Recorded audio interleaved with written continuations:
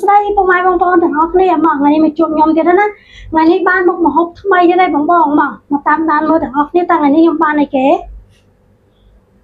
បងម៉ាក់លើកសាច់ខ្ញុំលើកបន្លែតបងសម័យមើលថាខ្ញុំបានម្ហូបអីគេមក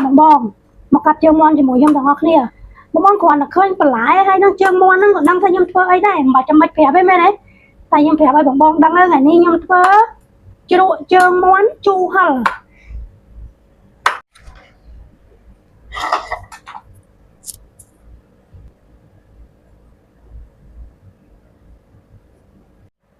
មកបងទឹកយើងពុះឯងចាប់ផ្ដើមដាក់ជើងមាន់យើងសកទាំងអស់គ្នានេះជើងមាន់ខ្ញុំ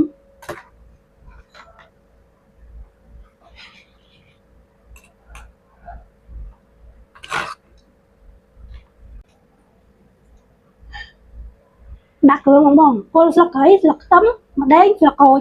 ហើយយើងធ្វើការក្រោបវាសិនមកបងយើងដាក់ជើងមាន់ស្រោបវាទុករយៈពេល20នាទីសិនទៅ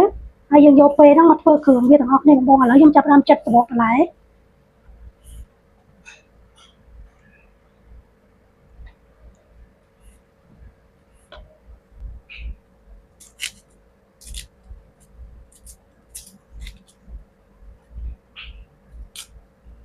មកបងជើងមាន់ហ្នឹងឆ្អិនហើយតោះដួសវាយកមកត្រាំតកកទាំងអស់គ្នាវ៉ាអូយល្អណាស់បងអើយនេះដួសវាដាក់ត្រាំក្នុងតកកមកបងឲ្យវាស្រួយ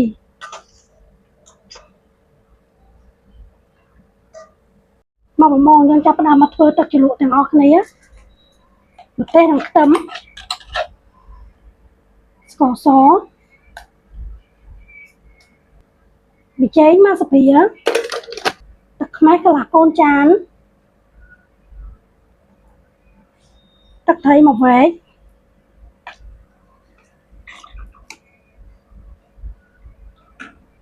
ចាប់ផ្ដើមចាក់គ្រឿងវាចូលបងមានគល់ស្លឹកគ្រៃស្លឹកក្រូចម្ទេសខ្ទឹមសខ្ទឹមក្រហមការ៉ុតហើយនឹងខ្ញីបងចាប់ផ្ដើមចាក់ជើងមាន់ចូល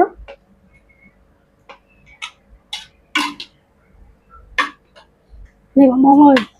ជួយជើងមាន់ជូរហឹរខ្ញុំបានហើយអី